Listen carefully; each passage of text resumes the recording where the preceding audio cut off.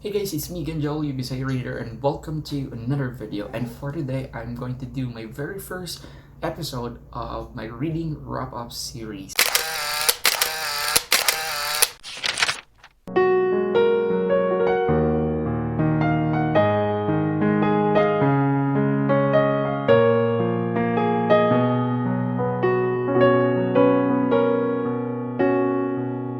And this reading wrap-up series is going to be a transition of my used to be reading wrap-up videos from the past. Usually, I am posting reading wrap-ups every first or second week of the month, and it covers the books that I've read in the previous month. In this new reading wrap-up series, I'm going to do it by episode. I'm really happy and thankful for all your support and for also watching this video. And yeah, without further ado, let's dive right into this video. In this very first episode, the books I'm going to present on this reading wrap-up will be composed of the books I've read for the month of December 2020 and the month of January 2021. Let's start with the very first book I read last December. That is going to be a young adult contemporary, and this is Like a Love Story by Abdi Nazimian. In case you watched my previous video, especially my favorite books I've read last year, I'm pretty sure you're going to be very familiar about this one. I did also a reading vlog about this. This is a young adult contemporary written by Abdi Nazimian, one of the executive producer of Call Me By Your Name. And I would like to apologize for the background noise because as you can see, that's my cat Nona. She's playing on the beanbag, so delay. And this is a book we're following our three main characters, Reza, Art, and Judy. And these three main characters are associated to one of the character, which is an HIV or AIDS patient, which is basically Judy's uncle. And they are very active for the ACT UP, which is an LGBTQ community that supports HIV and AIDS patient during 1989 or early 1990s. It was a time where HIV and AIDS is really rampant, especially to the member of the LGBT community, and there's no cure yet. So if you have HIV or AIDS, you just have to really expect that you're going to die. This is really very emotional. It packs a lot of lessons also. The next book I've read for the month of December 2020 is going to be another favorite of mine. I give this one again 5 stars. Sea of Rust by C. Robert Cargill. This is an adult science fiction in which we're following our main character in this post-apocalyptic world where it's set thousands of years in the future. Robots were made by humans to make the human lives better, but then there was a day that these robots revolted against humans, and yeah, they killed all humans. All of the characters we're going to follow are robots. What's really good about this one is it's not just an action-packed science fiction book. It's also very philosophical because our main character keeps on asking about her existence, about her purpose in life, because initially she was made to serve humans, but now humans are no longer there for her to serve. She is caught in this loop where what am I here for? What should I do?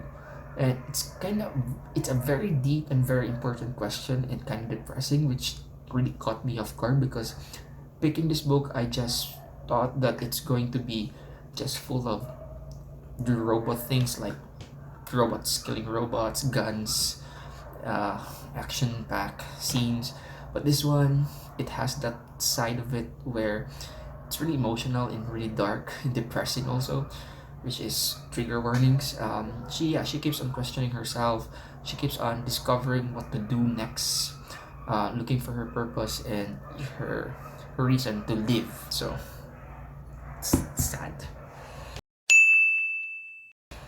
The last book I've read for the month of December 2020 is an adult fantasy, and this is going to be Ed McDonald's first book of the trilogy, which is Blackwing. This is an adult fantasy where we're following our main character. He is a vessel. His name is Reinhold. He's a vessel of Blackwing. Blackwing is one of those very powerful gods in this world. And in this book, it's also a post-apocalyptic. It's set in the future, and our main character is living in one of this bubble, in this bubble or territory that they're defending against these zombies that is outside the borders. And these zombies do also have um, some special abilities or powers. Yeah, it reminds me of Attack on Titans, in which instead of titans, they're just zombies with the powers. And Reinhardt is one of those individuals who is tasked to defend the borders against these creatures. And he is just a normal human, but instead of being normal, he is a vessel of Blackwing. So he may it kind of limits his abilities because initial the first place he does not own any powers or any power of Blackwing. He cannot control it. He does not have any rights, or he cannot initiate using it as long as there's no approval from Blackwing. So he just really waits for Blackwing to control him. So he's like this piece or a vessel. And yeah, so basically the main overarching plot here is that these zombies are trying to invade the territory and they're just trying to defend it. And there's a lot of um, political stuff happening about how people monetize the security of the borders, how people take advantage of some individuals who have these powers who can basically the borders is being protected by magic, and the source of magic is from the moonlight, and there are some individuals who can harness moonlight and convert it to the shield of the borders. So yeah, these people are being exploited. It's kind of dark, very atmospheric, very cinematic, but it has some issues in the beginning, especially with the pacing. But towards the end, the plot twist really, so it kind of saved the entire book, and the stakes are really high in the ending of the first book, and I can't really wait to pick the second and third book. The next book I'm going to present in this video, and probably the first book I've read in 2021, is my most anticipated read for the past couple of months. And this is another adult fantasy under Queen N.K. Jemisin, and this is The City We Became. And oh my god, as much as I want to really love this book, since I'm a big fan of N.K. Jemisin after reading her Broken Earth trilogy, I gave this one 3 stars. I was kind of disappointed. Before I'm going to tell you the reasons why I was disappointed, I'm going to tell you first what this book is all about. This book is an urban fantasy in which you're following a world where cities are alive, and every city has this is being represented by an individual. So if this individual dies, the city dies. And then every city is also divided by different parts, and these parts are the suburbans, um, and these parts are also represented by, or what you call it, boroughs. These boroughs are also represented by individuals. So in this story, we're following New York City. So we have a main character or a perspective for the person that represents New York City, and we have main characters or perspective representing the different parts of New York City. We have Manhattan, we have Staten Island, we have Queens, we have Bronx, and that's where the problem comes in.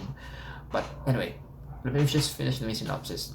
So, New York City is in danger of being invaded by this evil entity where it attacks New York City's culture. It gives a lot of, it presents a lot of industrial problems like traffic, or destroying historical sites in New York City and convert it to condos, or industrialize different sentimental locations in New York City. And also there are some racism. It's kind of interesting, but it was not that mind-blowing. The main reason why is we're going to follow multiple characters, and every chapter is a perspective of a main character, and these chapters very long, and every chapter is consists of like 50 pages or 60 pages. And for example, imagine you're going to read the first page, the first chapter, and it takes 60 pages for you to finish reading the first chapter. And in that chapter, we're just only going to follow our main character. And then on the second chapter, it will jump to the new character, which is it's from page 70 it's another introduction of the character, and it will also give us around 50 pages, and then so we're down to the third chapter, which starts in around 130 pages. And in this 130th pages of the book, we're just starting to know a new character, and we have to deal with another 50 pages about this new character, and then it keeps on going until towards the end, where kind of makes sense, but it was really dragging. And the first two-thirds of the book was really hard for me to follow with what the book or what the story is all about. And I just realized urban fantasy was not really for me. It ended really well though, but it was not really enough for me to say, wow, it was really good or made me excited to pick the next installment. But anyway, since I'm still a fan of N.K. Jemisin, and knowing how this book ended, I'm still going to pick the second book, but I'm not that excited anymore. The next book I read for the month of January, or the second book I read this year, is going to be a classic. This is Little Women, and I gave this 5 stars, which is really surprising. Initially, I am not expecting to pick this book because it's not on my plan of reading this year, but I just picked it because I was just intrigued by the illustrations, and then I just got myself. I finished reading this in one sitting within 4 hours, which is really short. After reading this book, I definitely know the reasons why there's a lot of people who love Little Women, and I am officially one of those people. I love this book. I love Joe. I love Meg. I love the set of characters, even though there are some principles of these characters that happen in the book that I don't agree. But I think it was okay because it just made these characters feel really raw and real. And I just really love their relationship towards each other's, their motivations in life, their relationship towards their parents. I really love it, and I was really surprised. Now we're down to the last book I've read for January 2021, and that's going to be adult fantasy Black Sun by Rebecca Roanhorse. I gave this one 5 stars, and I was really surprised of how good this book is. The main reason why I really love this book is because it was so simple, it was easy to follow, and it was written beautifully. This book is all about a Mayan empire. The reference is a Mayan empire, or a culture in Colombia. It's like a myth culture in Colombia, their lore, but it was made into a fiction. It's a fantasy book by the author, because I think Rebecca is from Colombia. Let me just check. It was not mentioned here in about the author. But anyway, this book was really interesting. We're going to follow 3 main characters only, compared to City We Became. There's almost 8. In these 3 main characters, we have one main character who is a sun priest in Tova. Tova is a city which is a center of magic practice, in which is governed by the leader called the sun priest, and our main character is the sun priest. She is about to do a ritual on this upcoming solar eclipse, which is really rarely happens during this time. And the Stova city is divided into different clans. We have the Serpent, we have the Carrion Crow, we have Eagle, and we have the Strider. And yeah, they have different beliefs, they have different cultures, but they are united by the belief or their faith for the Sun Priest, which is the Sun Priest, and the people in the Sun Priest temple are the bridge towards the sun and earth. So without the Sun Priest, they can't channel, they can't, the prayers will not be sent to the gods up there, or the gods answer to their prayers will not reach them down here, because the Sun Priest, this organization governed by Sun Priest, serves as the bridge towards their god. That's how powerful the Sun Priest is. But again, as I mentioned, there's an upcoming ceremony, which is a solar eclipse, in which the Sun Priest is going to praise the gods, and there's a revolution that is forming. Some rebels are forming because they don't believe about this political system that was established by the Sun Priest, and they want to revolt. They want to kill the Sun Priest, and these people are composed of our two main characters, and it was just really mind blowing. Also, what I really love about this book, aside from the pacing, aside from the overarching plot, and the writing style, were the characters. The characters were superb. Serapio, one of our main character, is a very memorable character, and he reminds me of Sazed. He is this very innocent, very powerful, but very conflicted character that you really want to hate, but you can't hate because there are some things that he do in the book that makes you love him, or that you'll agree. But at the same time, his main motivation is really bad.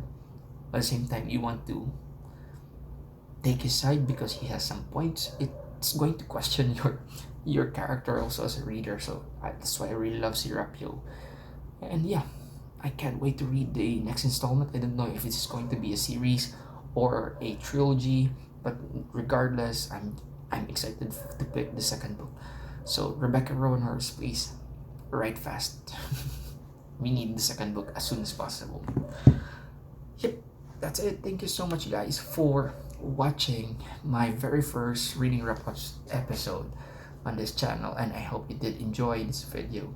If you did, please like, subscribe, and leave some comments below. Share this also to your loved ones. This coming happy Valentine's Day. Just joking, but anyway, thank you so much for watching. My name again is Joel, Bisaya reader. Take care and keep safe, and